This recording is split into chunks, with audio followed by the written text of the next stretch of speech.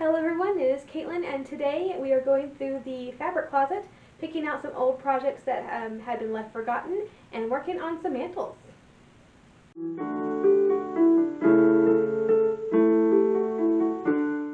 So I have here a mantle I pulled out of the current project pile.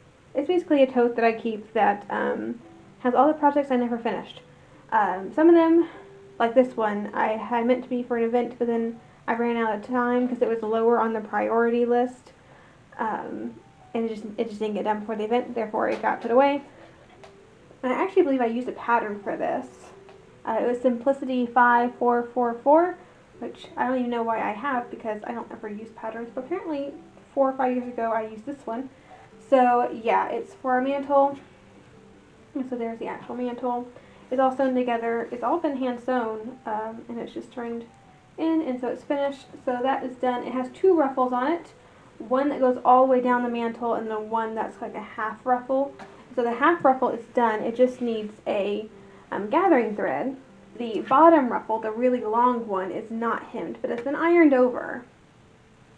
So I think step number 1 is to sew it down. I'm going to go ahead and sew up this giant ruffle, and then after that it's just attaching the ruffles, which the pattern has some sort of trim rouging type situation going on as well. I am not going to do that. I kind of want this to be a little bit plainer. And for a light summer mantle, I really don't think we need a whole bunch of trim, although you can, and I've seen really cool, pretty ones trimmed within an inch of their lives, and they're fun.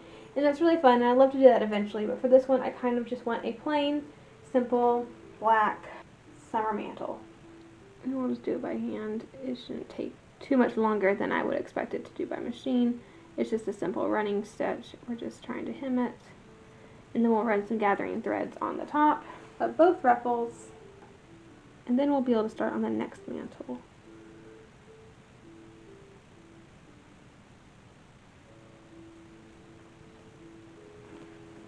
And I am working on just putting the last little bit of a gathering thread in the ruffles themselves. So I'm decided to do it, I don't even know, I'm not even measuring, maybe about 3/4 of an inch to an inch away from the edge, because I kind of want a little bit of a ruffle on top. I'm looking at a couple originals. I see that every once in a while, and I kind of like the look of it. There's the end of that. This is the short ruffle. We're going to put the long ruffle on first. So I'm going to set this aside. And here's the mantle. There's the halfway point because there's a seam there. That's nice. I'm going to find the actual ruffle, the long one. And there's a seam in the middle of the ruffle as well. So, I'm going to stick the gathering thread, maybe about 1/4 of an inch, up the actual mantle itself. So I'm going to pull it, and we'll even out these gathers. There we go. And we're just going to move these gathers.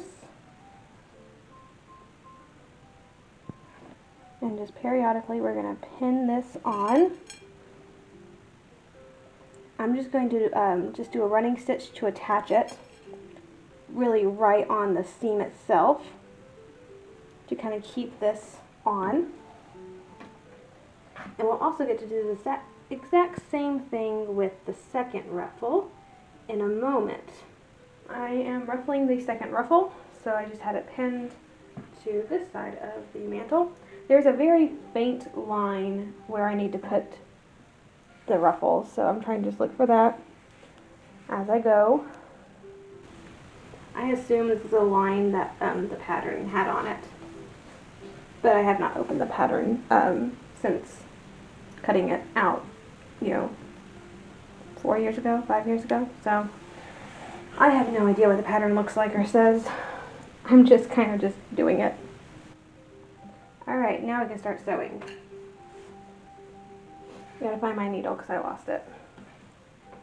And this will be something simple if I ever do decide to add trim like we talked about with the velvet or whatever. Essentially that's what it's going to look like. So it's going to have that little ruffle on top, and then the longer ruffle on the bottom. For the next mantle, we're working just on tassels because the mantle itself is actually done. this is the mantle. So it is a wool plaid on the outside, and then the lining is a shot silk.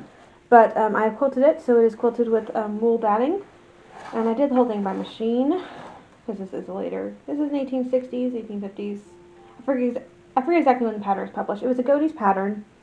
The Matilda mantle or something like that. Anyway, it'll be on the screen. And this is the pattern that I used. They had the diagram and the what the thing should have looked like made up. They had a plain fabric and they trimmed it with the plaid. I kind of went all plaid. There's an extant one that's similar in shape that has plaid with a quilted lining, and so that's kind of what I went with the overall. I just used the pattern from the Godeys. So anyway, we have our lovely mantle, and of course it has this wonderful long hood. So I'm thinking the engraving shows 3 tassels. I'm thinking just 2. One right here where the fabric starts, and then one at the very tip, because I think that would be fun. So yeah, I've been working on tassel bits. Oops, sorry. This is beadsmith silk and 100% silk. It's I have it in size E on both of these. This is bright green. This is royal blue. I have these lovely little beads, basically. They're just wood beads. I bought a whole bunch of them. Oops, there they go. And I bought them in all different sizes.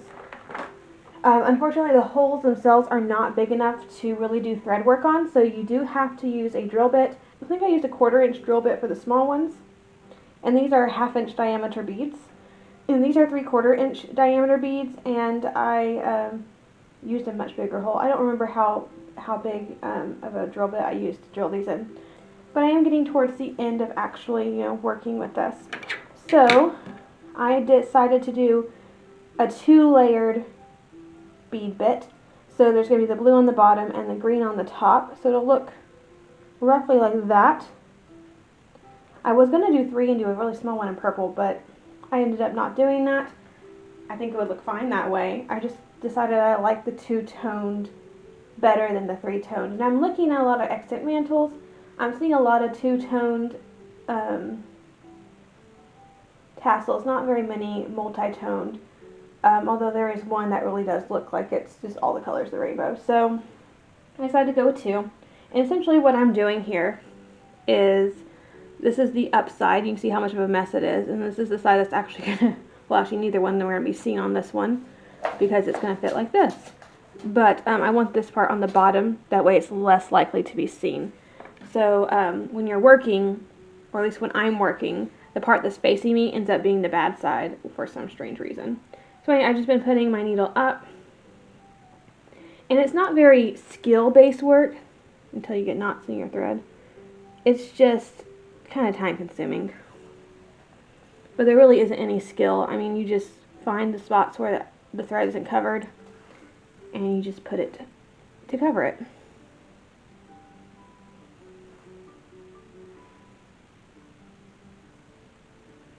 And you go back and forth over the areas until they are all covered. So I need to go find the cardboard about the length that I want the tassel, and that's going to help me figure that situation out. See how big I need it and that sort of thing. So this one's about 4 inches long, so my tassels are going to be about 4 inches. I'm going to take my silk thread. I think I'm going to run them at the same time, since I decided that I wanted them to be pretty intertwined. So here are my ends together. I'm going to put them at the end of this thing and just basically wrap lots of times.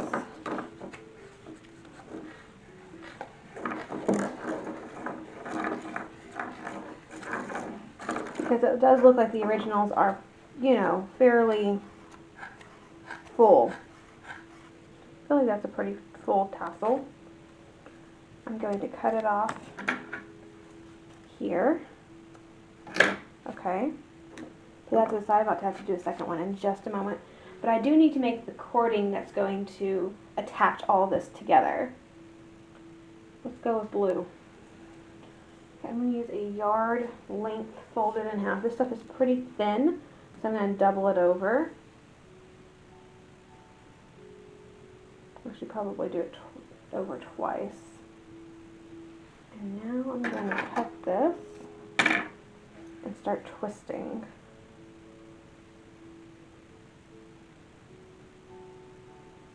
That looks pretty good. That looks like about as thick as I would like it. So I think using the 4 is good. I'm going to twist it just a little bit more. And I'm going to fold it in half and let it kind of fold back on itself and do the little twisty thing that these things do once you put this in. Okay, just fold it in half and let it just kind of do its thing. There we go. Alright, we have a cord that is now about 8 inches in length. Don't know if that's right. That's what we're going with. You get a needle, because we're going to thread these things on it and then tie it off on top of that. And same thing on this one. This one's easier to put on. There we go. So now I have something that looks like that. This is what I'm going to tie onto the actual tassel bit. Okay, so I'm going to put it inside here. Okay, there we go. And tie this together. Okay. Then I think I'm going to cut off the rest of this. Okay, put that kind of there. And we're going to go ahead and cut right down the center. Okay. So now we have a tassel. I'm going to put these things further down. I'm going to try to hide the, that all came out. Okay, I did not tie that enough. Okay, now we got to do this the hard way now. Okay. Obviously, whatever knot I did was not secure. Try to put these back in there. There are probably much easier ways to do this. Okay, now I gotta find roughly the middle again. So there's that. Let me go ahead and put my needle back into this. There, that worked. Okay. And now I'm going to find this and stick the ends back up. And hopefully use it to sort of, hang on though, I don't want to catch the other end of this. Okay. Yeah, that's good. I'm going to pull this, kind of use that. Okay, that worked, that worked, that worked. Haha! Okay, and that feels pretty secure. Yay! Okay. Yeah, I'm pulling on it, it's secure. Awesome. So instead of cutting those ends, put them back up, and it's also going to pull the ends of your tassel to be closer into the first of the little ball thing. So now I gotta make sure all this is fairly even since, yeah, reasons. Okay. Cool! I have a tassel now. Look how cute that is. It's really cute. That actually looks really nice. So now I get to do the same thing again. Hopefully getting the same amount of thickness as this tassel, and then we can sew them on. And here we are with finished tassels. So here's the mantle. Again, I want one on top, one on the bottom. I did take that long thread and I pushed it back through, so I have a little loop here. And I'm going to use the same silk thread simply because it's close by. I'm not entirely sure how secure these things should be tacked on.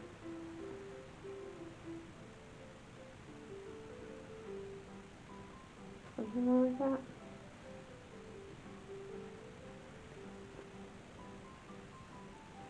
That was absolutely adorable. Yeah, I think we did right just doing 2 because you really wouldn't have seen the third one. I guess there would have been enough space, but I kind of just like the 2. I'm going to put the tassel, I think right here where these meet. You know, it's these little things that decorate stuff that just makes it just, you know, feel right. Like it just looks better. Dog hair. Than when it's left plain. Because I've worn this plain. I never got to the tassels before, but I made it for an event. And I mean, it looks fine. But when you look at the originals, they tend to have tassels. And I think it just adds a little bit more when you get those little details right. And so here's the pattern.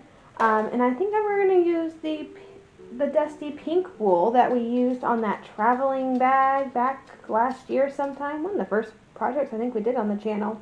Anyway, I'll link that above. But this is left over from that project.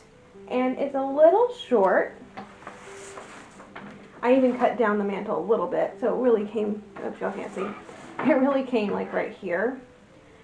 It's still a little short, but the original I'm kind of copying anyway is shorter. It looks, and it's more rounder anyway. So I'm going to cut this out, try it on without cutting the lining, and see if I can just round this out just to make it look good. So we're going to see if I like it short though. So basically, I'm going to cut here. I'm going to mark and just put pins on these darts for the try-on phase. Alright, so I have chosen this lovely bright lime green silk to line this with. Yeah, fun. Kind of like watermelon. The green and the pink. And here we are with the mantle basically. So I did do the darts as described and as we saw earlier. Yeah, and I just pinned this and the lining together. And yeah, we're going to do piping on the edge, I think, just because I like the look of piping. Alright, I will stitch that by machine, at which point I'll tack it under by hand like we normally do it for piping, and then we'll just trim it and be done. Now we are at the point of trimming, and so I have this 1.5" wide velvet ribbon, and I'm just simply pinning it to the edge of the mantle.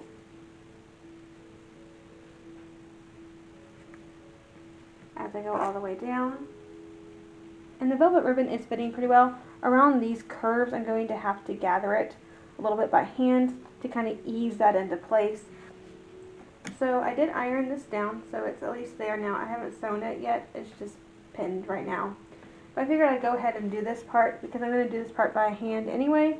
And so I might as well get all my handwork prepped so that I can just sit down and not have to worry about any other steps.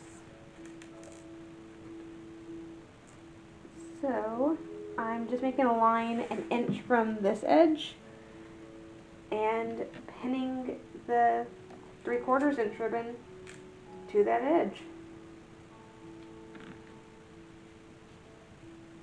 I do like how it's turning out though. I think the edges might be a bit stiff since I wrapped it in the velvet ribbon, but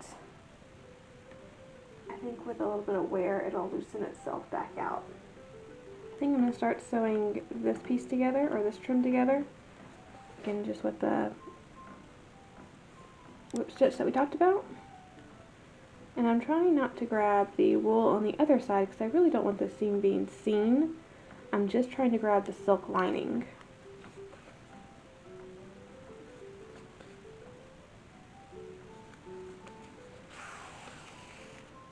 And this piece, secondary trim, we're going to just attach with a running stitch.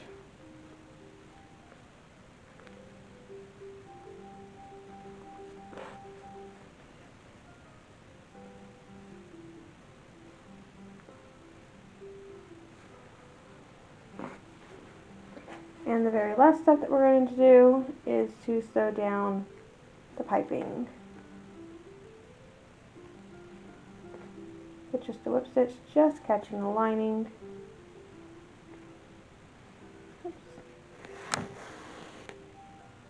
Alright, and here we are, all up in the 1860s. But here's the summer mantle. Little black one. If I can find the top, we'll put it on. Here we are. And there she is. You know, very light, it's very airy. I don't feel it on at all, but it stays on by itself. And you can kind of see how sheer it is when I lift it up.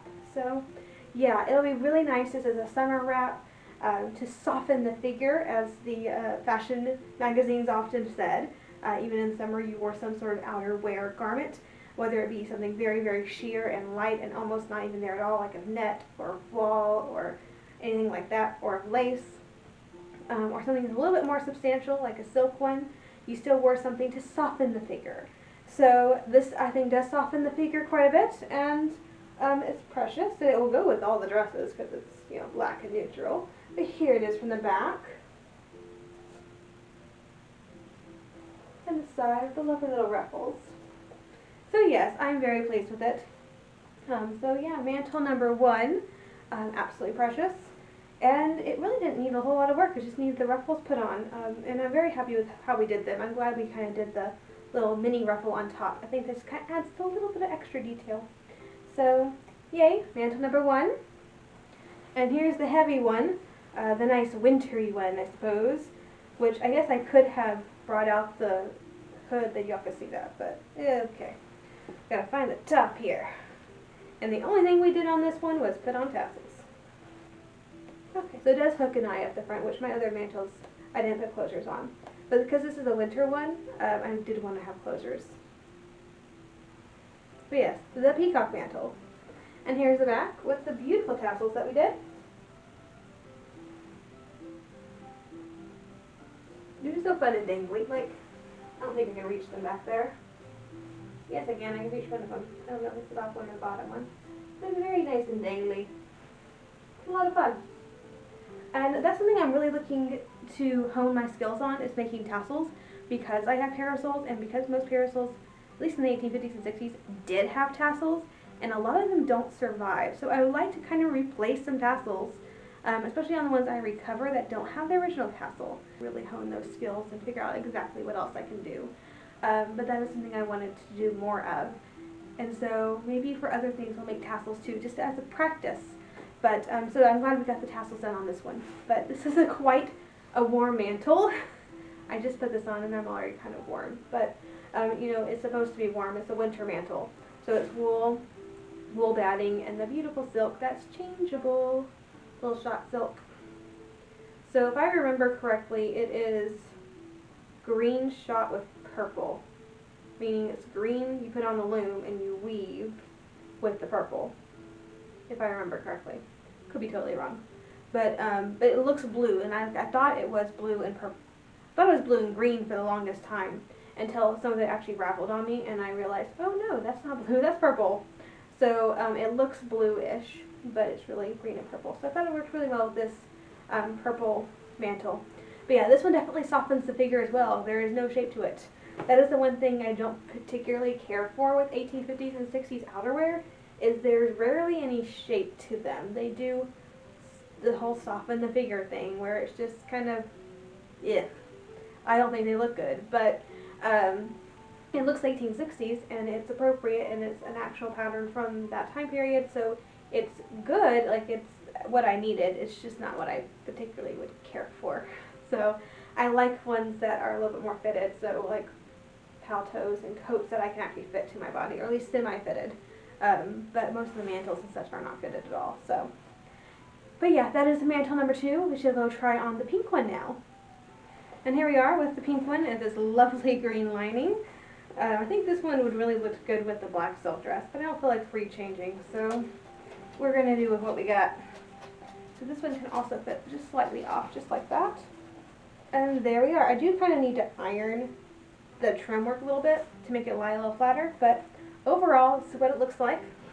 So if you used the original pattern, it would have gone down further on both the back, front and the back.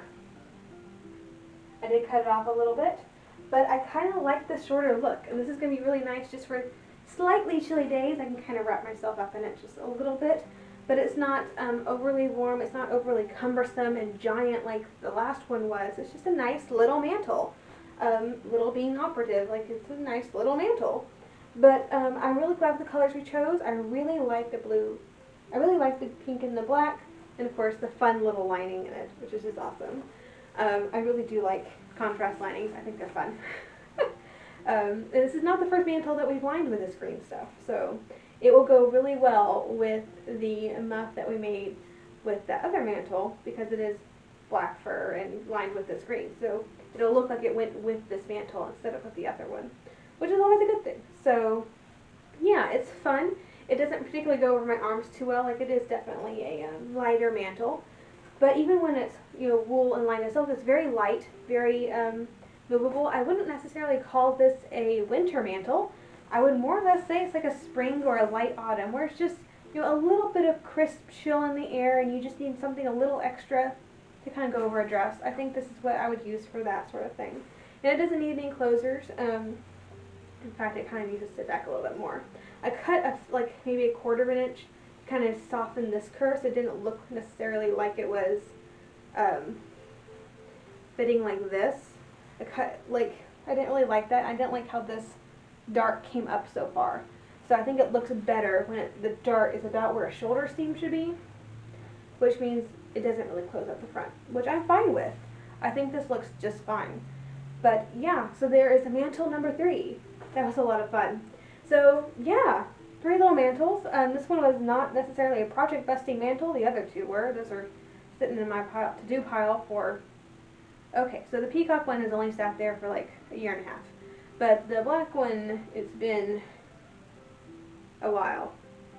So glad I got that out of the way and it's not in the closet anymore. So, and that gray one, it'll sit with the modern stuff. I'll find something to do with it. I mean, it's good fabric, so we'll figure it out eventually.